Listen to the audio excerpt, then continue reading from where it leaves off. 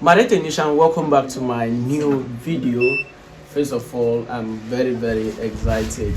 You may ask, Father Joe, why are you excited? I'm excited because there was a question someone asked me in the comment section, and I told myself that I'm gonna drop the video about it. Okay, so right here is a phone. You can see it's a phone. So this is Infinix X659. The phone is not powering on. A technician brought this phone to me to check. The phone is not powering. Check this out. You can see the PCB, how it looks. You can see they have already worked on the PCB. They try different ways. They try. At the end, still not working. Let me turn the other side. You can see how it is. So they have worked on it tirelessly to make sure the phone turn on, but still not working. My dear technician, I'm going to break down everything step by step so that you will understand how to fix phone, because a lot of people don't really understand the secret deep inside about phone, how phone really works. Okay, a lot of us, what we know is that when we get PCB, and then I don't want to explain, but let me start. So first thing is troubleshooting. Okay, when you get a PCB like this, you have to troubleshoot. But before you start troubleshooting, make sure you check for physical damage. Very important. Check this out. They have worked on the phone, still not working, still not powering on. So I'm going to show you step-by-step process so that you can be able to fix any phone that comes your way. According to the information my technician gave me, is this phone was working. Oh, this phone was working. So during the process of changing charging ports, that was how this phone shut down. During the process of working the charging port, testing that board, testing this, testing that, the phone shut down. So that was how this phone stopped working. So till today, no solution. But don't worry, I'm going to help you, show you to everything that you need to know. Okay? So first thing, you need to do what? Check for physical damage. The second thing is troubleshooting with your machines. You need machines so that you can be able to know exactly problem of this phone. If you don't have machines, please, you need machines. Machines are tools that you use to troubleshoot the phone, to know exactly components that is stopping the phone from turning on. So right here on my table, you can see here I have a lot of tools here. Yes, I have a lot of tools here. So I'll be using this one here, which is my multimeter, and also my DC machine to test and know exactly the problem of this phone. Okay, so first of all, let me use my multimeter. So this is my multimeter, and let me turn on. You can see my multimeter is on. So first thing, I will go straight to the V bars. Okay, I'll place this one right here to the ground, and this one straight to the V bars line. Right here you can see we have 6. Okay, it's clear. It's clear now. We have 0L. We have 0L, meaning nothing is shorting. You can see, meaning nothing is shorting. Let me place this one to the ground, the positive proof of my multimeter to the ground, and I hold the negative to read. I want to be sure that the diode is reading perfectly. Yes, you can see we have 380. Good reading. My dear technician, good reading. It means that voltage is flowing in, nothing is blocking in the primary line. Have in mind that we have secondary line and we also have primary line. So the primary line, nothing is shorting. So good, congratulations. So let's proceed. The next thing is using DC power machine. So let me use a DC machine to troubleshoot. Right here you can see that my DC machine is set to 0.4. This is 0.4.30, meaning that this is 4.3 volt, and here we have 0.0000. Okay, is because we have output here. So let me turn on output. Now we can see 4.000, meaning that the arm is 4 amp. When I turn on, it will clear and then show this 000 until I connect it to a device that consume the power, and from here we are going to know exactly power consumption. Okay, good. So make sure that you turn on OCP protection. Very important. Turn on OCP protection. OCP means overcurrent protection, so make sure you turn it on when you want to test a PCB for the first time. It's important when you want to test it for the first time. In case there's shorts, the DC machine will protect, okay, helping you detect that faulty component. Okay, let's continue. Let me connect it. So here is my boot cable. You can see this is my boot cable. I want to use this to turn on the phone, so I'll connect it to the battery connector. So now we have power on this PCB. There's power on this PCB, so you have to be very, very careful. And here is our pin to turn on the phone. So this is our trigger pin, right? This is our trigger pin to turn on the phone, which is this one. Yes, if you don't know, you can use multimeter to test so that you know the trigger pin. So let me go close to the DC power machine so that you will see. Check this out. Right here you can see we have 0.108. You can see very well, right? 0.109 is now showing 9. You can see it's now showing 9. And right here you can see it stops. Okay, you can see it stops here, 0.109. The reason why it's stuck here is because there is something wrong with a particular IC. The reason why the boot stopped here is because there's something wrong with a particular IC. You may ask, Father Joe, tell us the particular IC, that very IC that is stopping this phone from turning on. If you check here very well, you will see that we have IC here, which is the memory IC. So here we have the eMMC.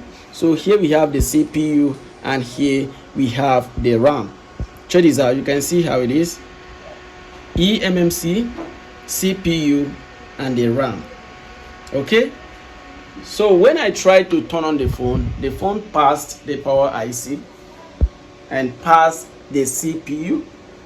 Getting to eMMC, that is where error come up, meaning there's something wrong with the memory of this phone. Yes, there's something wrong with the memory of this phone. You may ask, Father Joe, tell us, how can we fix this? Don't worry, I will expatiate everything so that you'll be able to understand. First of all, use your multimeter. Check all the components around the eMMC. Okay, check. When I mean check, mean test, confirm if there is any component shorting. If there is no short, there's no problem. Okay, if there is no short, don't worry. Okay, next thing that you have to check is you have to remove the IC. Take note, you have to remove the IC. If you don't know how to do reboiling, take note, if you don't know how to reboil IC, don't worry, I will still help you. Okay, don't worry, I will still help you. But first thing, make sure you test capacitors around. The second thing is for you to remove the IC. A lot of us technicians, we normally do mistake, like we don't know how to troubleshoot and know particular components or whatsoever that is causing the issue. Okay, if you have a schematic, good. If you have a schematic, good. But if you don't have schematic, you can just go to Google, check the number on the IC. Okay, check the number on the IC, go straight to your Google and search. Okay, right here we have the data sheet of the IC. You can see the diagram of the IC. So right here you have here NC not connected. Here we have the DA, which is the communication line. We have the VC, the voltages line. So make sure you check all the lines that are necessary. Okay, any line that you see here ground or not connected, you don't have to bother yourself. Okay, don't just bother yourself. Check all the communication line and the voltage line. Very important. Check the communication line and the voltage line. Confirm whether they are reading, number one. Number two, confirm whether there is short. If there is short, something is wrong. If the voltage line is short with the ground, something is wrong. I say if the voltage line short with the ground, something is wrong. Make sure you confirm and be sure that the lines are reading perfectly, they are reading good on their own. If there is any short, like I said before, make sure that you check. Make sure you just follow the lines. That's why it's good to have schematic, but if you don't have, you just follow every step I'm going to be sharing with you in this video. You understand. What is the cause of this eMMC shutdown? Yes, I know you were waiting for this part. There are some things, there are some things that stop eMMC from working. Number one is bad health. You may ask, what is bad health? I'm not going to give you that details explanation. If you want to learn more, come to my physical class. Number two is corrupted memory. I'm sure that one is clear, is self-explanatory. The memory is corrupt, yes, because of software that the user install or whatsoever is corrupt, meaning the operating system of the memory of the phone is not running again. Something is wrong. Number three is dry solder. Yes, number three is dry solder. Very important. Dry solder is just like open circuit. Dry solder is just like open circuit. Let me give you details about that one. I just want to give you that one for free.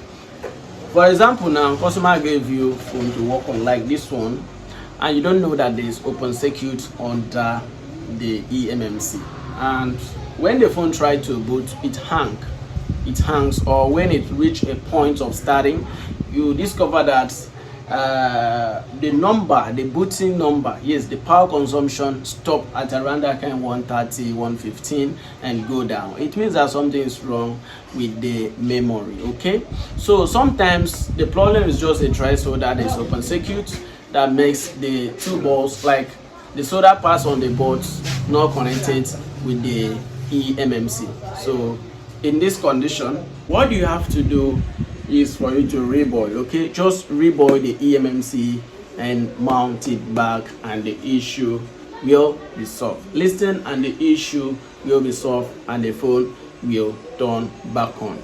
You may ask, Father Joe, what if the memory card corrupt? Like you said before, if the memory card corrupt, can we fix it? Yes, you can fix it.